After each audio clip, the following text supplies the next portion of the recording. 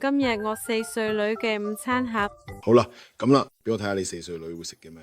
會放入口落肚。我哋而家就講出嚟。首先有一個全麥包，加咗少少牛油，因為想個包多嘅蛋白質，所以加咗幾片嘅肉沙落尾腸。蛋白質，我唔食豬肉嘅，但係蛋白質要有，唔使豬肉都得。我個女超中意食呢啲，仲有馬斯達姆指示，仲有唔好激動。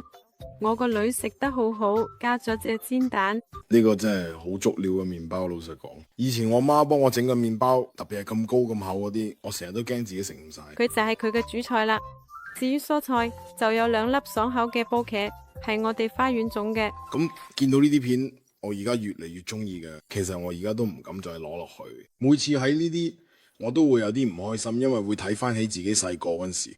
以前我都係咁樣翻學噶，個牛油麵包盒永遠都裝滿晒，而家全部佢都要自己搞掂晒。